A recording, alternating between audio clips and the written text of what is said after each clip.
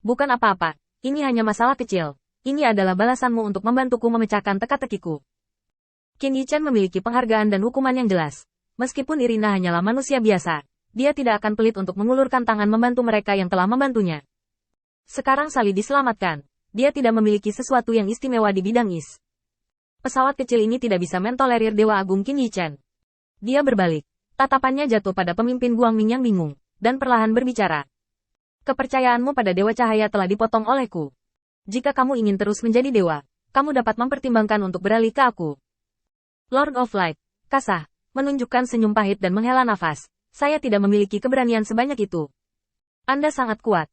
Mungkin Anda adalah tiruan dari dewa tuan tertentu, tetapi saya tidak tahan dengan kemarahan Dewa Cahaya. Tidak apa-apa, kamu akan segera tahu bahwa metodeku jauh melampaui apa yang kamu sebut Dewa Cahaya. Qin Yichen tidak memaksanya. Untuk iman, pandangannya adalah pedang bermata dua. Tetapi sejak datang ke dunia ini, omong-omong, cobalah kekuatan keyakinan, manfaat apa yang akan dibawanya pada kultivasi, tidak ada yang salah dengan itu. Dia juga bisa melihat bahwa pemimpin Guangming pernah menjadi dewa yang lebih rendah, dan kepercayaannya pada penguasa Guangming jauh lebih tidak fanatik dibandingkan dengan kepercayaan manusia. Kenyataannya adalah bahwa mampu berkultivasi menjadi dewa, bahkan dewa yang paling rendah, juga merupakan putra surga yang bangga, melampaui manusia yang tak terhitung jumlahnya. Bagi mereka, memilih untuk menjadi penganut dewa utama tertentu, atau rasul, hanyalah hubungan yang saling menguntungkan. Hanya dengan menguasai hukum yang lengkap, seseorang dapat dipromosikan menjadi dewa utama. Di bawah dewa utama, semua dewa, bahkan dewa atas, hanya bisa menjadi pelayan dewa utama. Alasannya sederhana, tidak menjadi dewa utama berarti Anda tidak dapat menguasai hukum milik Anda sendiri. Dan dunia ini telah melewati tahun-tahun tanpa akhir, dan terlalu banyak dewa utama telah lahir. Kecuali para dewa yang baru lahir memiliki bakat absolut, dapat mengandalkan diri mereka sendiri, melampaui batas, dan menembus batasan hukum para dewa utama, untuk menggantikan dewa utama asli dan menjadi penguasa baru. Tapi jelas, kebanyakan dewa tidak memiliki kemampuan ini. Termasuk pemimpin Guangming, dia adalah dewa yang lebih rendah, dan mimpi aslinya suatu hari nanti dapat menembus ke alam dewa atas. Adapun dewa utama, saya bahkan tidak bisa memikirkannya. Alam semesta ini telah lahir selama ratusan juta tahun, dan jumlah dewa yang baru lahir menggantikan dewa utama asli hanya segelintir. Kasa, pemimpin Illumination, tidak mengira dia akan menjadi tipe jenius yang hampir mempesona. Oke, semuanya sudah selesai, aku pergi. Qin Yichen berbalik dan mengucapkan selamat tinggal pada Irina. Aku pergi sekarang? Aku belum mengucapkan terima kasih dengan baik. Meskipun, mungkin kamu tidak meremehkan ucapan terima kasihku. Di kedalaman mata Jelena, ada sedikit kekecewaan. Hubungan berumur pendek menyebabkan dia memiliki emosi yang tidak dapat dijelaskan terhadap Qin Yichen. Dia tidak menyukainya, itu lebih seperti semacam ketergantungan. Lagi pula, setelah bertahun-tahun berkeliaran di dunia manusia, tidak ada yang bisa membantu dirinya sendiri dengan kepercayaan dan kebenaran seperti Qin Yichen. Tetapi Elena juga tahu bahwa Qin Yichen dan dirinya sendiri tidak berasal dari dunia yang sama, dan perbedaan antara keduanya tidak cukup untuk menggambarkan perbedaan di antara mereka.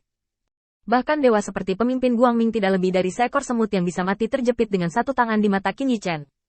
Adapun saya sendiri, dia adalah semut di antara semut. Namun, bisa memiliki hubungan yang berumur pendek itu memuaskan. Irina berpikir begitu. Pada saat ini, orang yang percaya setan harus mati. Bidat harus diadili. Sesosok bergegas keluar tiba-tiba, dan sebelum semua orang punya waktu untuk bereaksi, dia mengeluarkan pisau tajam dan menembus jantung Saili. Ibu! Jelena berteriak.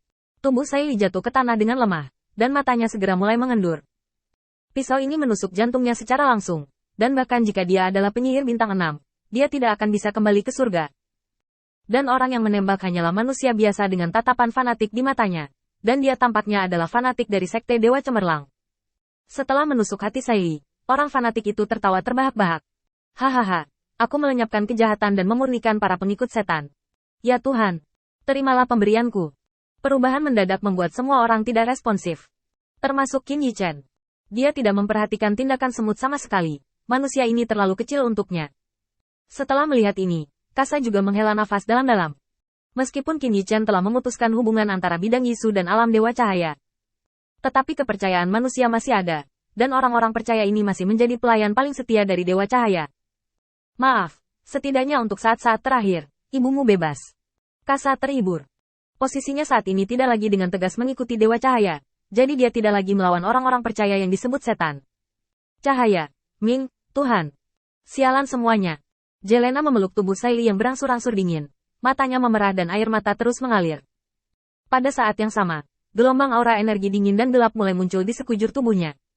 Sebagai mantan uskup Guangming, Kasa segera menyadari keanehan nafas ini. Ini, nafas dari neraka. Bagaimana itu bisa muncul pada seorang gadis? Mata Kasa melebar. Neraka. Bukankah itu alam setan? Qin Yichen juga mengerutkan kening. Di Jelena, dia merasakan dua kekuatan kegelapan dan cahaya yang sangat berbeda.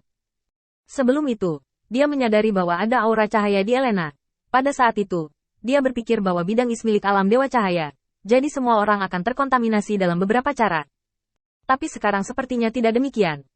Mereka yang merupakan penganut paling fanatik dari sekte dewa cahaya belum tentu memiliki kekuatan cahaya di dalamnya. Yelena memilikinya. Tidak hanya itu, tetapi kekuatan cahaya paling murni dan kekuatan gelap paling jahat. Dua energi yang sama sekali berbeda muncul pada seorang gadis muda. Dan di bawah konflik yang sengit, Irina berteriak kesakitan.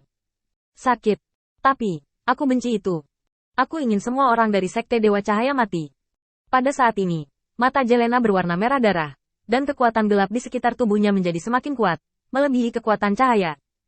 Segera setelah itu, sepasang sayap gelap mulai muncul dari belakang. 1 pasang, 2 pasang, 3 pasang. Pada akhirnya 6 pasang sayap hitam terbentuk. Malaikat bersayap 12. Jangan. Tepatnya, itu pasti malaikat jatuh bersayap 12. Kekuatan Irina juga terus meningkat, dan setelah kelahiran 12 sayap, dia langsung dipromosikan ke tingkat dewa. Semua orang yang melihat adegan ini tercengang. Seorang manusia yang tidak mencolok dipromosikan menjadi malaikat jatuh 12 sayap tingkat dewa hanya dalam beberapa menit. Hal semacam ini tidak pernah terdengar. Kasa mengerutkan kening dan berkata dengan cemas, bagaimana ini bisa terjadi? Bagaimana malaikat jatuh yang legendaris bisa muncul di bidang is?